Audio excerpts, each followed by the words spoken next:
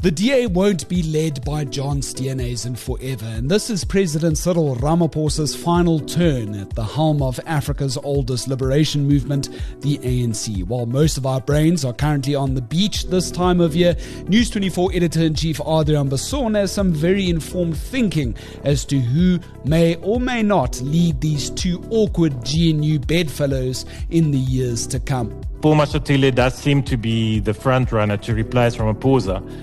But there's for a while now, I've been hearing from my sources in ANC circles that they're just not that comfortable with a Mashatile presidency, that it doesn't sit well with people, and that people are worried, even inside the ANC, of his reputation, that he has these corruption-linked scandals hanging over his head from his time in Gauteng as the Premier of Gauteng, where he oversaw the Alex Mafia. Later in our training topic, the Deputy President is cagey in Parliament about a diamond for his wife and his multi-million-rand travel bill. And finally, we shine a light on Operation Blanket, a covert SADF operation against the ANC in Lesotho during apartheid, on this day in South African history. That's heard at the end of the show. New episodes of The Lead air Monday through Thursday at 7 p.m. My name's Graeme, this is The Lead, and this is the South African story. Adriaan Basson, our News 24 Editor-in-Chief, is live on the line with me now. Got a bit of a surprise for you later in the chat, Adriaan. I'm going to be asking you 10 carefully crafted end-of-year questions in what I'm calling Roby's Round Robin. I hope you're looking forward to that. Hello, Graeme. You've always got a surprise up your sleeve. Fantastic. Look, you believe the ANC and DA will remain the two biggest parties in the 2029 national elections. I hold the same view. Yes, I do, Graeme. I think a year and a half after the Government of National Unity was formed, it is going relatively stable. There's been some rocky moments, but I think that at this stage, I cannot see the GNU falling apart. I don't think there's anyone else knocking on the door loud enough and coherently enough to topple the current government structure.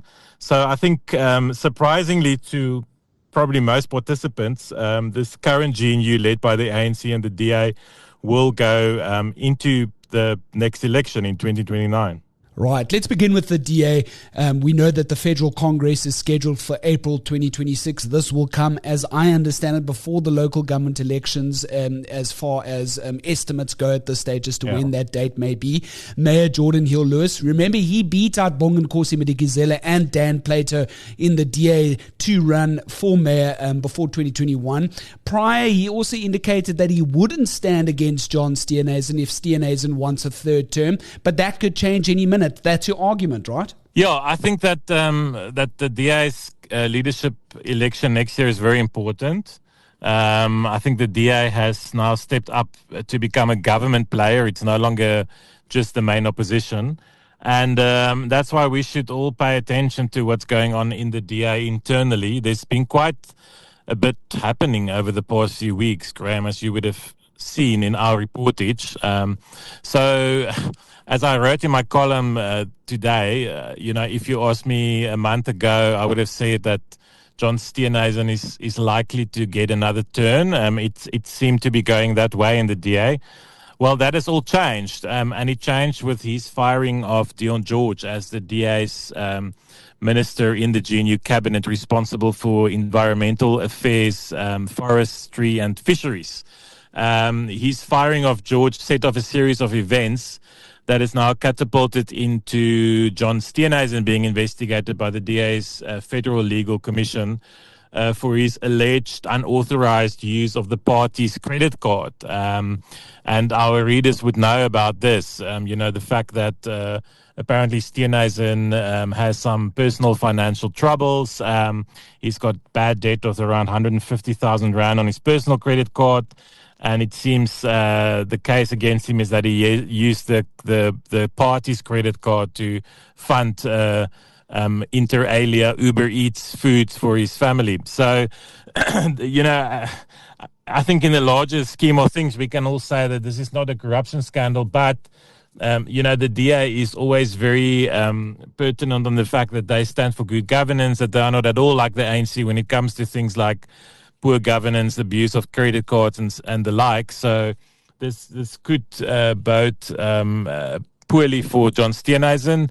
We'll have to see what the investigation into him brings up, but I think, there has been talk earlier in the year of a possible new leader for the DA come April 2026, and this may have opened the door even a bit wider to someone like Jordan Lewis, the Cape Town mayor. Right, and of course, the DA's Deon George, he's in charge of the party's treasury, and this whole matter has now gone to the DA's Federal Legal Commission, Adriaan, as ordered by Helen Zille, where that is going to be sort of dealt with. But of course, the finances being handled by any public office bearer is always going to come under scrutiny, whether or not you think it's just a 150,000 Rand bill or not, especially when the DA likes to champion clean audits, right, and good financial management as being something that's aligned with good governance. So that's definitely one to watch. Zille, of course, is always one of those names that could very much find itself within the top national leadership contestation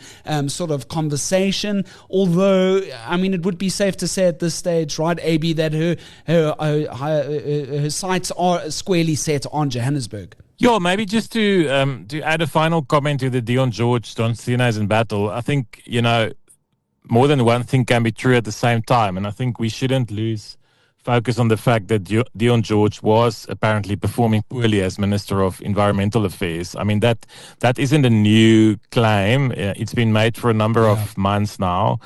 He likes traveling. He racked up quite a steep international traveling bill as Minister of Environmental Affairs. There's also been claims of sexual harassment in his office. So there may have been good reason for Steenhuisen to get rid of him. At the same time, it may be true that there was some impropriety with the use of the DA's credit card. Although the leader of the DA, John Steenhuisen, may, of course, bring a defense that he's entitled to use the DA's credit card. So we'll have to see how that plays out. But in terms of Helen Zille, I mean, she still pulls the strings in the DA. Hey? I mean, it's clear that she's very much still in charge of things. So she's the federal chairperson, but she has put up her hand to become the Joburg mayor. There was an interesting story in Rapport 2 weeks ago, and Rapport, as we know, is quite sympathetic to the DA. And they had a story 2 weeks ago that Helen Zille may be lobbied to actually replace Steenhuisen as leader and become leader again of the party. Now, in this article, Helen poured cold water onto the suggestion, saying that she's got a sight set on the Joburg mayor. But it was interesting for me, Graeme, that at least the possibility of her returning as leader was mentioned. We know that Zille sees herself as the person who can restore order in the DA. We saw that narrative playing out after Musi Maimane was ousted. So, it is at least clear to me that Zille and her supporters are very much controlling the fate of the DA as we stand. Silje Brink, his eyes squarely set on Pretoria, the capital. I feel like he still has to prove himself in local government first. Adriaan? Yeah, so if you look at the DA's pipeline of leadership, the next generation, I would say that, from what I'm seeing, Jordan Lewis, the Cape Town mayor, and Silje Brink, the former Tshwane mayor who wants his job back as Tshwane mayor, is now a councillor in that metro, that they are probably the two standout people at this stage, the two front runners, to take the position. Brink, yes, he's been a mayor of Tshwane. Some would argue not so successfully, and he's put up his hand for that job again. But I think honestly, if you look at it in cold light, Graeme, that Jordan Lewis is probably the front runner. I think he's widely acknowledged as a very popular mayor, as an effective mayor. He has an incredible PR machine around him, and I think it's not only nonsense PR. I think a lot of it is substantial. He does, under his mayorship, we've seen some significant developments in places like Philippi. So, he's got proof as well. He's an inspirational leader. He leads from the front. He seems to have a positive view across the section of Cape Townians. So, he would probably, I would reckon that he's the front runner to replace Steenhuisen if indeed he bows out. And importantly, he's a young mayor at that. I think he's the youngest in our democratic history. Let's chat the ANC, AB. There's been these recent reports suggesting that President Cyril Ramaphosa as well as Gwede Mantashe are fully behind our current National Assembly Speaker, Toko Didiza, to finally be the leader of the entire ANC. What do you make of that? Yeah, I find it very interesting. The ANC succession battle has really begun now. So it's important to remember, Graeme, that this will only happen at the end of 2027. So we have 2 full calendar years to go before ANC delegates congregate, probably in Nasrec again, south of Joburg, to choose the next ANC president, who will also likely succeed Cyril Ramaphosa as country president.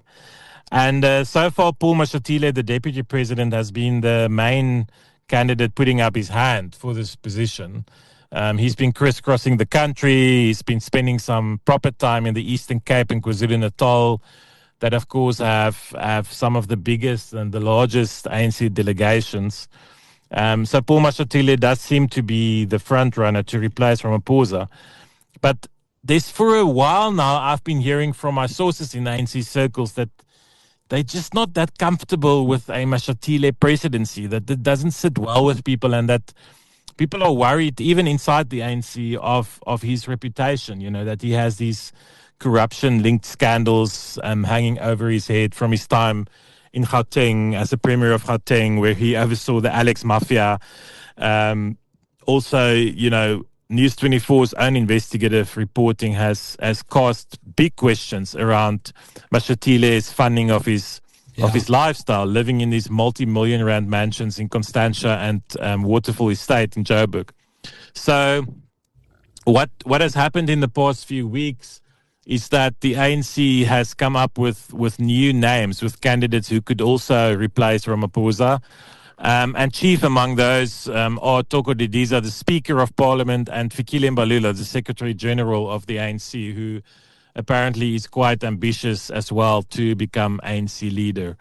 Toko Didiza, interesting. She's a ANC leader, I would argue, with very few scandals next to her name. I can't really think of one where she was implicated in any impropriety. She's seen as an ANC veteran with a strong tradition of principled politics. Fikile Mbalula, on the other hand, has been in the news for many wrong reasons over the years, including taking trips overseas sponsored by the likes of Ivory Chikovic and sponsored trips to Dubai, courtesy of government tenderpreneurs. So, but Mbalula is a very flamboyant politician. He's quite charismatic, opposed to Didiza, and these are the kind of things that matter when the ANC comes to electing their new leader. Would they reckon something like charisma is bigger than principled governance, or is the ANC actually in a position now with 40% national support where they realize that they can no longer take chances on leaders who are not principled and who are not compliant with the law, because we saw what happened with Jacob Zuma and the legacy that has left in the ANC. Yeah, not to mention the so-called dark prince, Mr. Paul Mashatile, has been quick out of the block. Sometimes there's a theory in politics that the early front-runners don't tend to do too quite well down the line. And, of course, there's the question of his wife getting that diamond from Louis Liebenberg once upon a time. And, of course, the lavish overseas trips that are still dogging him in Parliament.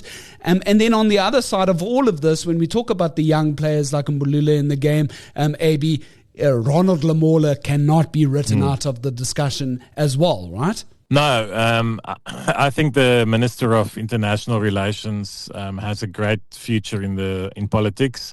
I think he's probably one of the smartest politicians in the ANC. He was one of the principled ANC Youth League leaders who left the ANC because of Jacob Zuma and his corruption. So Lamola has stepped up. He was a very successful host of the G20 Leadership Summit. He was the front man for government in these engagements, and I watched him closely. I was there, and he was quite impressive. He's grown in confidence. He's grown in stature over the past few years. The former Justice Minister, now head of the International Relations portfolio, and I think Lamola will probably feature next year in the ANC leadership slates, as they call them, these lists with names of people who could make up the ANC top 7 comes December 2027. Is he ready to become the ANC president? I don't think so. I don't think he's got the support and the stature at the moment. Probably still another term or two before he gets there. He's only around 40 years old as well, I think 42.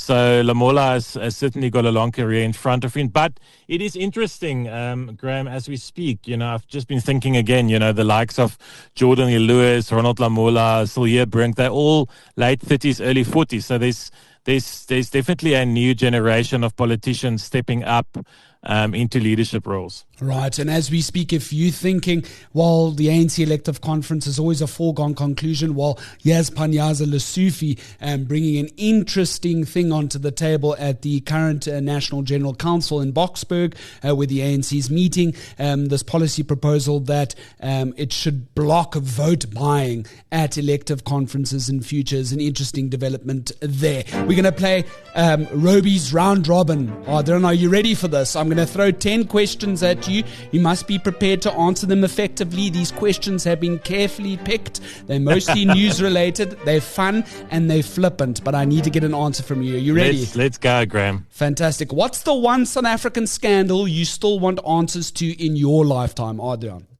I want to know what is buried or hidden in Jacob Zuma's bunker in Kandla. Sure. If you could put one politician on airplane mode for a month, who would it be? Julius Malema. Sure. Which press conference in 2025 emotionally harmed you or hurt you the most? Donald Trump at the White House after meeting Cyril Ramaphosa. This is your toughest question. Who's your favorite News 24 colleague? You must be biased. Oh, my word. That is such an unfair question.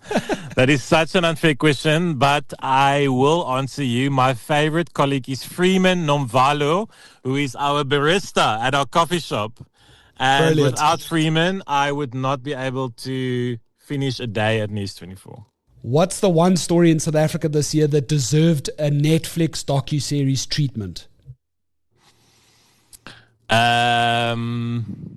The one story that deserves a Netflix docu treatment would be... There's so many. Let's say Trump and Ramaphosa, the love story. Which South African song would be the soundtrack to your journalism career? Wow. South African song.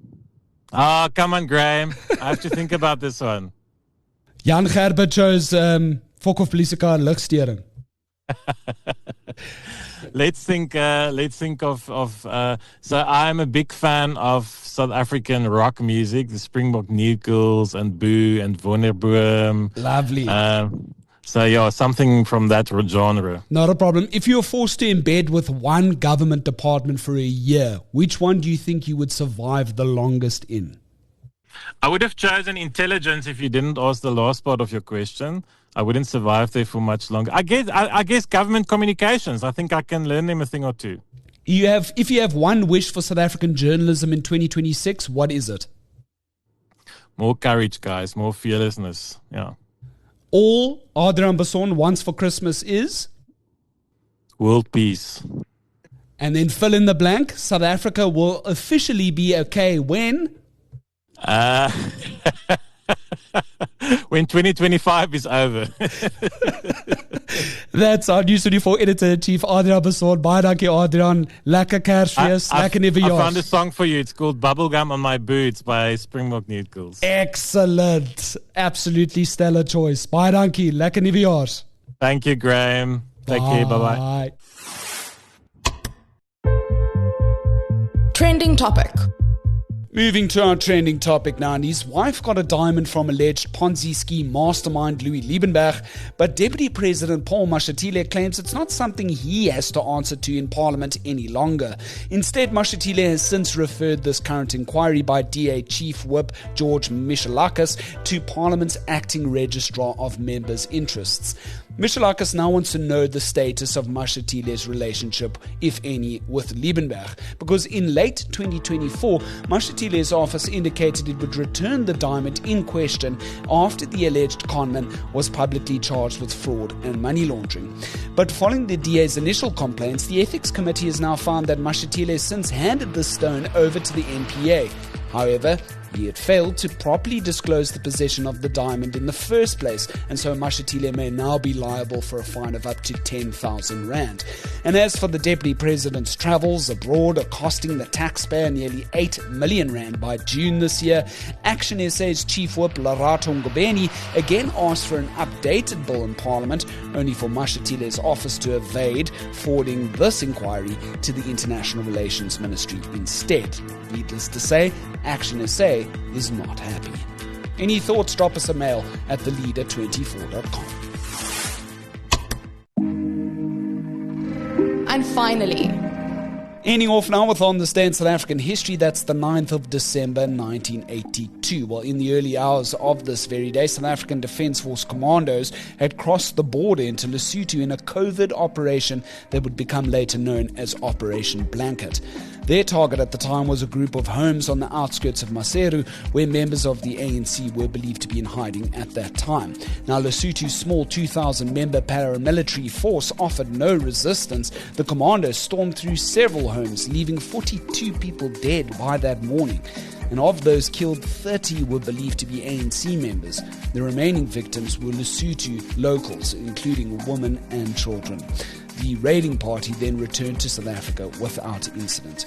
Later that morning in Pretoria, General Constant Viljoen, then chief of the SADF, defended the operation as a preemptive strike, claiming ANC militants in Lesotho were planning assassinations in both the Transkei and Ciskei homelands. The SADF displayed captured weapons, including a rocket launcher and grenades, claiming that they were proof of ANC activity.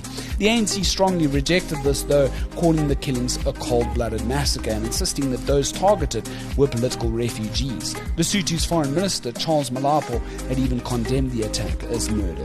International reaction was again swift. Even Washington, under the Reagan administration, which had generally taken a softer line towards apartheid Pretoria at this point, had condemned the raid and called for peaceful solutions in the region.